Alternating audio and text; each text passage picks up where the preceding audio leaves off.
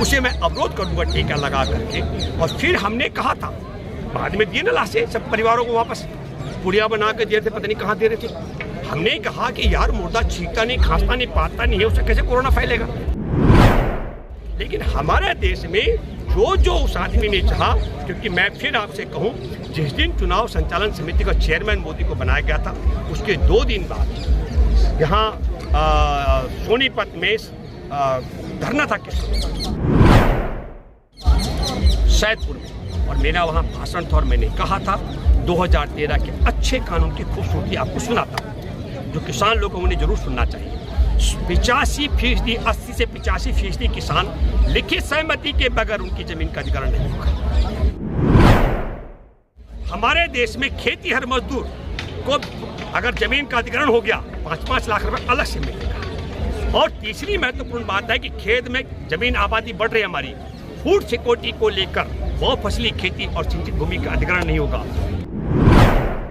और एक बात थी कि आप जमीन का अधिग्रहण कर दोगे बरसों पहले, और उसके बाद उसकी जमीन तो कीमत बढ़ती रहती है, तो 5 साल के अंदर अगर आपने प्रोजेक्ट शुरू नहीं किया भौतिक कब्जा लेकर, तो जमीन का अधिग्रहण रद्द हो जाएगा। और सारे केंद्रीय कानूनों को इसमें शामिल करना बहुत जरूरी था। तो नरेंद्र मोदी को मैंने उस दिन कहा था, इस जमूरे को कंपनियां इसलिए लाई हैं कि जो जमीनें उन्होंने हथियार रखी है सेज के नाम पर, विशेष आर्थिक जोन, जैसे आप गुड़गांव में जाएंगे, मुकेश अंबानी का जंगल हो गया, जमीन उसके बाप की नहीं है। और 2013 का कानून यह कहता है अगर वो लागू हो जाए तो किसानों को जमीन वापस मिल जाएगी। जो वहाँ पीड़ित किसान है उनके पास ये बात जाएगी, वो कहेंगे भूपेंद्र रावत हूँ, मैं मोदी तो हूँ नहीं, मैं जो बोलूँगा सत्य बोलूँगा। तो मैं ये बात इसलिए कहना चाह रहा हूँ आपके माध्यम से कि हमारे देश में इतना भला कानून बना था, और तब मैंने कहा कि यही कानून बनेगा, क्योंकि उसकी अध्यक्ष थी सुमित्रा महाजन, भाजपा की नेता थी, सांसद थी, और मैंने कहा यह अच्छा कानून बनेगा और यह जमूरा सरकार में आएगा, जमूरा इस कानून को बदली करेगा।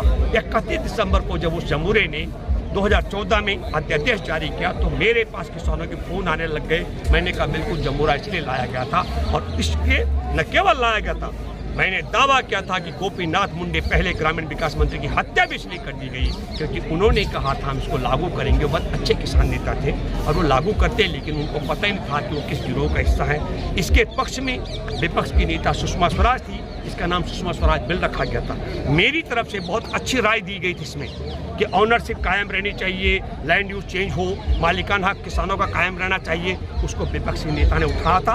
हम सुषमा जी की आत्मा सुन रही, हम उनको बधाई देने के लिए गए। मैं पहली बार किसी भाजपाई के वहाँ बधाई देने के लिए गया तो लाल कारपेट बिछे थे। मैं आज आपको बता रहा हूँ। तो मैं ये कहना चाहता हूँ आपके माध्यम से, हमारे देश में हिंदू और मुसलमान बोल करके असल मसला है कि हमारे देश के उद्योग और उद्योगपतियों को लाभ पहुंचाने का, और षड्यंत्र इतना जबरदस्त है कि ठीक आपके सामने आज जो 2000 का नोट बंद किया, इसका टाइमिंग देखिए आप क्या जबरदस्त है। दिल्ली में नौकरशाही के मामले पर अध्यादेश जारी किया, क्योंकि 19 तारीख को इसलिए किया गया कि 20 तारीख को कर्नाटक के चुनाव का रिजल्ट था, और 20 तारीख को 72 सभाओं में से 40 ज़्यादा सभाएं जहां नरेंद्र मोदी ने की, वहां 67% हार का मुंह देखना पड़ा। ये न चला जाए संदेश। तो इन सारे मुद्दों से ध्यान भटकाने के लिए अब कहा जा रहा है काले धन पर ये भी इसका क्या कहते हैं मास्टर स्ट्रोक है। फिर मंदबुद्धि के लोग कुछ भी सोच सकते हैं। मैं व्यक्तिगत तौर पर यह मानता हूँ, जिस प्रकार इस आदमी ने नोटबंदी करके देश के साथ किया,